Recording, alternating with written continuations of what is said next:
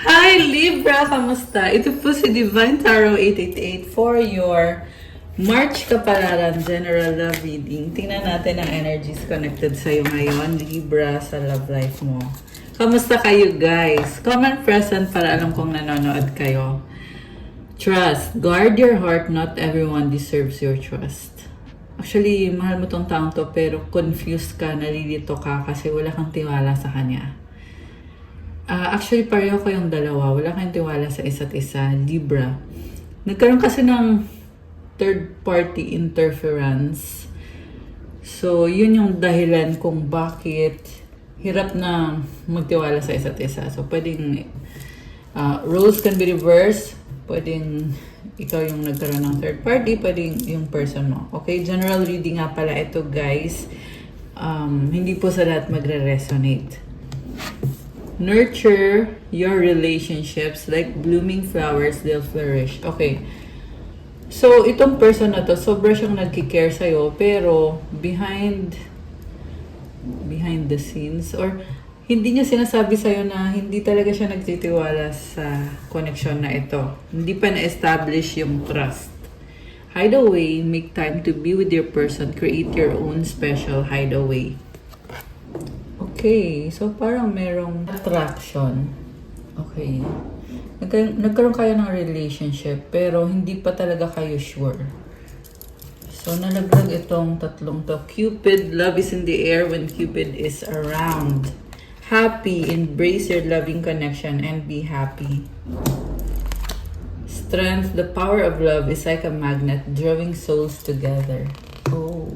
So Libra, so much love is in the air at masaya ka at strong ka. Talagang na-attract sa'yo itong person na to. Parang magnet. So pwede itong soulmate mo siya or twin flame mo siya. Pero there is this sort of feeling na na-attract mo itong person na to. Na-attract mo yung love ngayon. So i-enjoy mo lang. Mukhang sobrang saya. Embrace your loving connection and be happy. So, andito rin si Cupid. So, ayan, feel ko na so in love si Libra ngayon. And then, imperfections. Love is a beautiful mess. Embrace its imperfections. Okay na sana eh. Kaso, merong energy na parang magulo or nanggaling itong person na kadil mo, nanggaling siya sa isang relationship bago kanya makilala. So, I feel like tinatry niyang mag-decide kung sino pipiliin niya, kung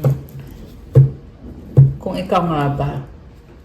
Okay. Dressing up, an opportunity to dress up and party, fun times ahead. Okay. Happy. Wow. Merong party or celebration. One more. Surprise, romantic surprises are on the horizon. Be open to them. Okay. Andun yung thrill, tsaka yung excitement. Baggage.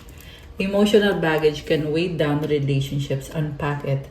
So, ibig sabihin guys, hindi pa na pag-uusapan itong mga bagay na to.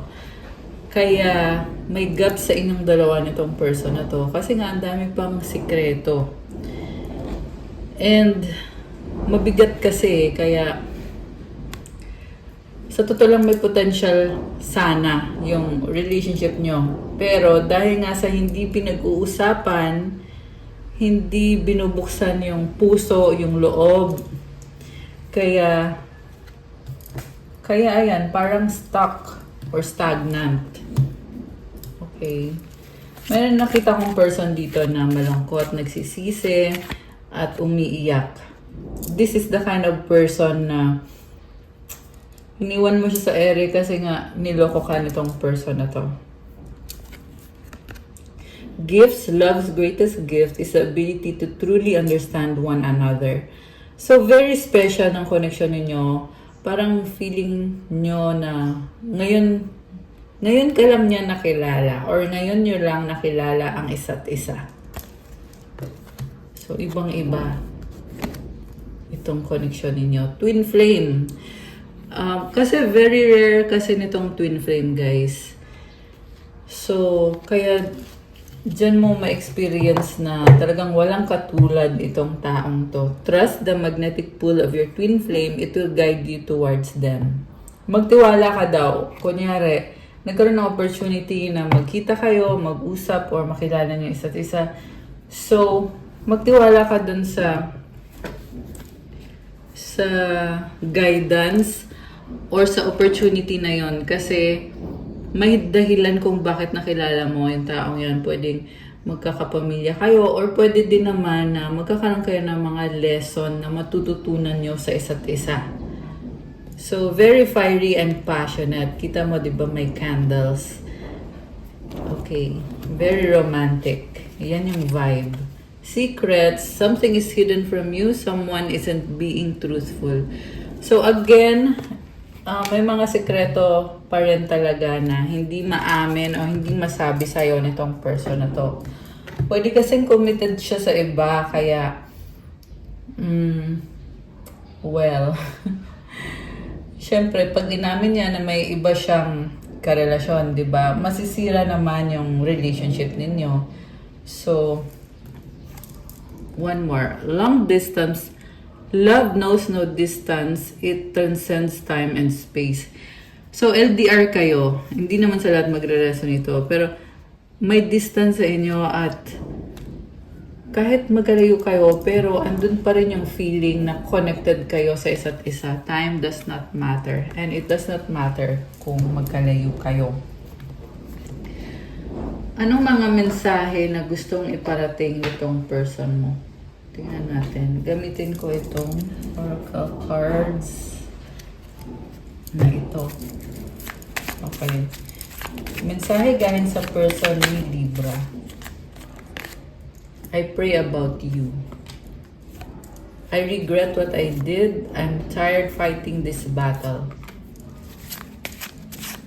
Okay. I lied and regret it. Please help me. I need it. So, pinagdadasal ka niya, nagsisisi siya sa mga ginawa niya at pagod na din siya. Okay. So, ibig sabihin cycle na pala to, no? Kasi andun na yung feeling na pagod na eh. Paulit-ulit yung nangyari. I don't believe you. Okay. So, nagsinungaling siya at nagsisisi siya. I'm not happy anymore. I hide my true self. Oh my gosh. So, meron dito, okay, yung person mo hindi na siya masaya, kaya mukhang binlock ka niya or nagtago. Pwede din namang baliktad. Pwedeng ikaw yung hindi na masaya at pinili mo na i-block yung person or nagtatago ka para hindi ka niya ma-access, para wala siyang contact sa'yo. Let's fix things. I have so much things running in my head. Okay, yung isa nagtatago, yung isa naman gusto makipag-usap, pero magulo yung isip nito eh. Ayan, gusto niyang makipag-ayos. Yung nga na magulo yung isip niya, kaya mahirap din kausap yung hindi pa nakapag-desisyon or magulo pa yung utak, di ba? Sayang lang din yung oras mo. Kaya pag-isipan mo din ng mabuti, Libra. Okay? Sayang yung energy mo kung yung person naman na ay gusto nga makipag-usap pero hindi naman alam kung ano talagang gusto niya. Baka kasi ang gusto lang niya ay attention mo or panahon mo. At syempre, kailangan mo tingnan kung willing ba itong mag-commit sa'yo since meron nga siyang baggage or meron pa siyang mga bagay na hindi pa mabitawan or hindi niya kayang i-compromise para sa connection ninyo or sa relationship niyo. Oh, look at that. Oh my gosh. Cheating third party. Grabe.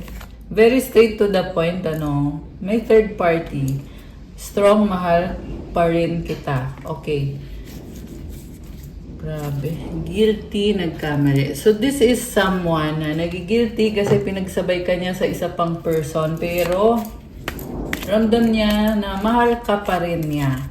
Okay, kaya lang baka mahal din niya kasi yung other person niya. So, mahirap naman pumasok sa ganong klase ng relasyon. Dapat kasi ikaw lang or nag-iisa ka lang dapat sa puso niya. Flirting, malandi. Ayun, yun yung problem kasi malandi itong person na to. So guys, Yeah, kasi yung pagiging malandi, sakit kasi yan eh.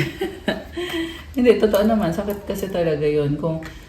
Kung hindi kaya ng isang tao na maging serious sa isang relationship, then choice niya yan. Kung hindi niya aayusin yung sarili niya, hayaan mo siya. Kung gusto niyang maglandi, kung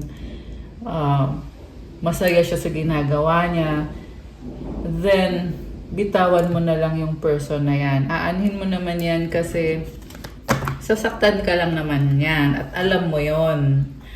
So, mag-manifest ka ng someone na nakapag-heal na, someone na magiging faithful at loyal sa'yo.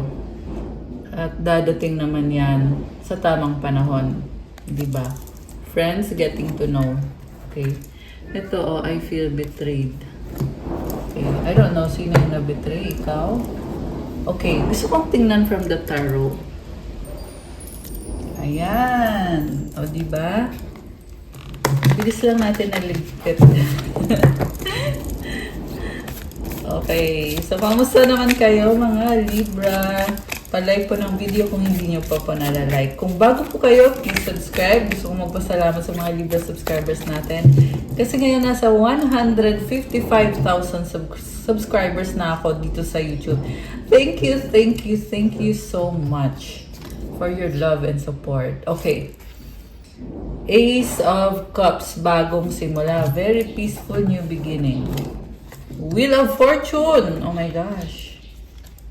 Knight of Swords, Five of Wands, Five of Cups, the Hangman,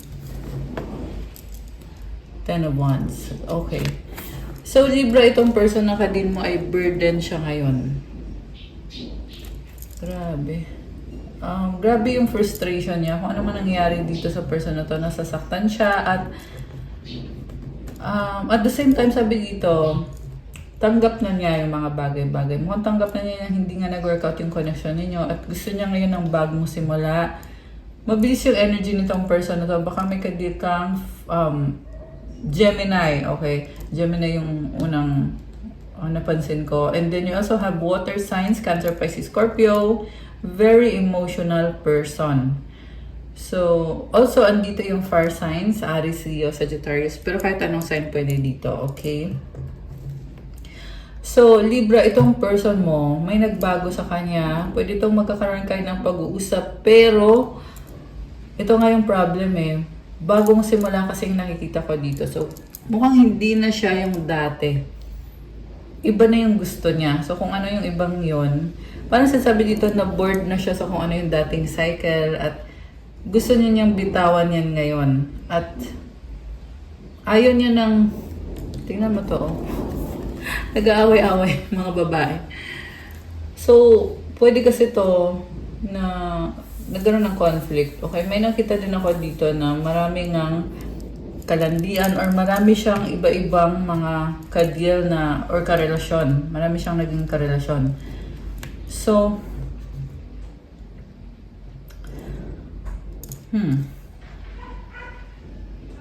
magkakaroon ng conflict sa inyo kasi nakikita ko na gusto niya ipilit pa rin na bumalik sa buhay mo. Pero like I said, may nagbago kasi sa kanya eh. So, okay, tingnan natin ah. We have the Star as a supportive energy. Okay naman pala eh. Nag-heal naman siya. Pero with the Six of Pentacles, I'm seeing na this is a karmic connection. Ibig sabihin para kayong nagtatalo kayo nitong person na to. Ang nakikita ko kasi dito, naiinis siya sa'yo kaya parang gusto niyang bumawi. Pero hindi naman sinasabi dito na wala siyang kasalanan. Mukhang may kasalanan nga talaga siya na nagkaroon siya ng other party. Pero siya pa yung parang galit dito. Although, on the way to healing process na siya. Kaso lang, sa totoo lang nakita ko dito na magkaka-conflict pa rin kayo or andun pa rin yung, I'm hearing power dynamics. Pataasan ng ego, pataasan ng pride. Seven of Wands. Ang hirap kausap nitong taong to. Baka nga hindi siya nagsasalita or hindi niya sinasabi yung kung ano yung intention niya. Kasi sa nakikita ko dito, tinatago niya yung totoong mga intention niya. So, hindi siya makapag-desisyon magsistay ba siya or mag-move on ba siya. Pero, at the same time, nakikita ko, takot din naman siyang mawala ka. Mukhang nasa isang sitwasyon din to na kailangan niyang magstay sa sitwasyon na yan or karmic situation. Okay, may nakita ko dito na may anak siya sa iba. So, may responsibilidad siya. Kaya siya nababurden ngayon. Okay, kaya mayroon itong 10 of Wands. Pagod na siya, burden na siya. So, yung nga lang, unfortunately, hindi ko masasabing pwede mong pagkatiwalaan itong taong to, Libra. Kasi malihim siya eh. Okay? Hindi niya maamin yung mga bagay-bagay. Siyempre, ayaw ka niyang masaktan at ayaw din niyang mawala ka. Pero nag-iisip siya, naghihintay kung anong gagawin niya. Page of Cups. Medyo immature yung nakikita ko. This is someone na feeling na total andyan ka naman lagi. Hindi ko naman kailangan magdesisyon. Hindi ko kailangan na ipilit yung relationship natin. Kasi andyan ka naman. Pwede naman, parang casual. Okay? Casual relationship. So, ano ba yung casual? Siyempre, pag casual, walang commitment yun. Pwede siya makipag-date sa iba. Pwede din sa'yo. Pero yung nga lang, ang problem kasi dito, gusto ka niyang kontrolin, pero siya, ayaw niya magpa-control sa'yo. Okay? So, Page of Swords, the Empress, and the Tower. Okay. So, nakikurious siya sa'yo. And sabi dito, mahal ka naman niya with the Empress card. Okay, baka ka din mo ay Libra din. Meron dito, Cancer, Scorpio, Air sign, Gemini, Libra, Aquarius. Yeah, dalawang beses ko sinabing Aquarius kasi meron dito eh. Meron din dito nagsustalk. Okay, sinustalk ka nitong person na ito. Saan ba yung ano ko? Okay. So, ito, ang lakas ng fire sign. Controlling itong person na ka-deal mo. In a sense na gusto niya, alam niya lahat, gusto niya siya yung masusunod. So, kaya kanya sinustalk. And then, parang tingin niya sa'yo, nag-iba ka na eh. Seloso din yung nakikita kong person.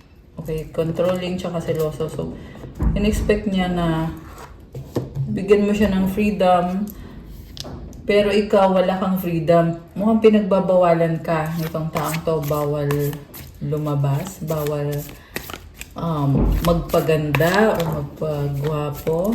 Okay. Anong pinaka-outcome for Libra? Tingnan natin. 10 of Cups, Queen of Pentacles, and the 8 of Wands. So, masaya ka naman, Libra, sabi dito. Masaya ka, kaya lang feeling mo para kang mag-isa or kailangan mo mag-focus sa sarili mo, kailangan mo maging practical. Pero may lumabas na family dito. Mukhang na-attract mo yung happy family, happiness, and love. Pero at the same time, nakikita ko sa'yo, you are very independent at I'm hearing self-made. So, kung ano man yung narating mo sa buhay, talagang pinaghirapan mo yan, mag-isa ka. The devil is here. Okay, oh my gosh. This is about attachment. So, may nakita kong person. Okay, pwedeng ikaw to or pwedeng ito yung person mo na meron siyang family at nakastuck siya dun sa family na yon. Kaya kahit na may feeling siya sa'yo, kahit na in love siya sa'yo, pero merong situation dito, also hindi to loyal sa'yo, itong taong to. The Lovers. Okay. So, pwedeng magbago to. Okay? Kasi kanina the Devil and now the Lovers. So, pwede tong energy na parang gusto niyang baguhin eh. Oh, 222 on the screen. Oh my gosh. Okay, so I was saying na gusto niyang baguhin. Nakastuck siya sa isang sitwasyon na hindi masaya. Gusto niyang umalis doon at gusto niya kumonect sa'yo.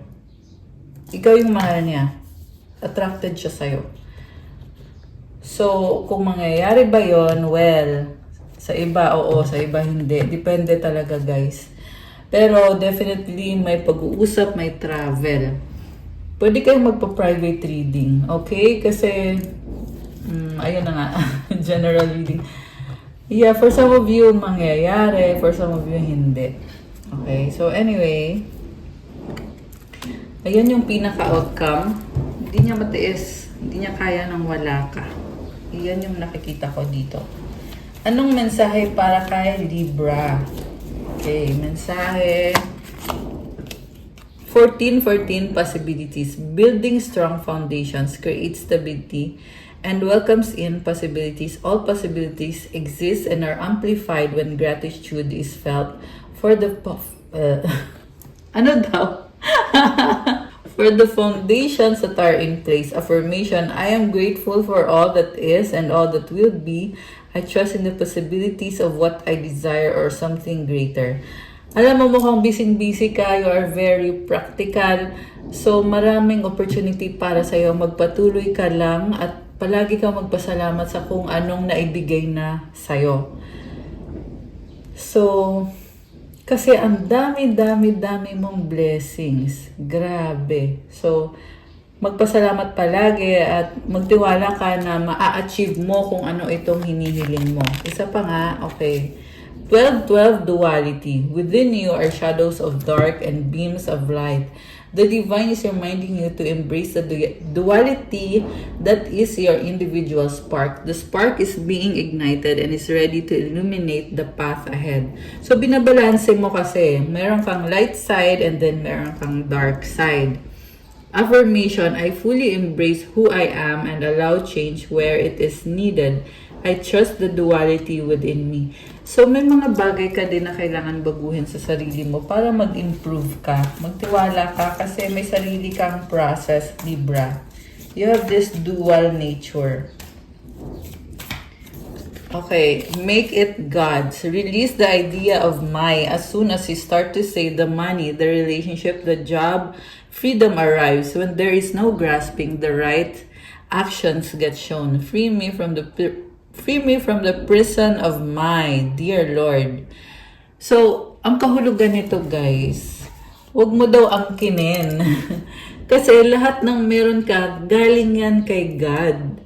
So, lagi ka munang magpasalamat. God, salamat sa trabaho, salamat sa pera, sa relationship, sa happiness, sa family, at sa mga bagay na meron ka. So, palaging magpasalamat kay God. At i-release mo na yung idea na sa'yo lahat yan. Kasi ang totoo niyan, kay God talaga yan, ibinigay lang sa'yo. And sabi dito, freedom arrives. There is no grasping. The more na humble ka, the more na binibless ka. Hindi mo kailangang kontrolin ng mga bagay-bagay. Kasi the more kasi na inaangkin mo, the more ka nahihirapan. Mas okay yung isurrender mo yan kay God at magpasalamat ka, the more din na nabibless ka. Ayan. Okay guys, that's all for your March Kapalaran Libra. Please like, comment, subscribe, hit the notification bell. Like I said, pwede kayong magpa-private reading kung kailangan nyo ng gabay. Message nyo ako sa Viber or sa WhatsApp. Nasa description box yung contact details. I-click nyo po dyan. Diyan yung makikita yung Viber or yung WhatsApp. I love you, Libra. God bless you. Stay safe. See you again soon. Bye!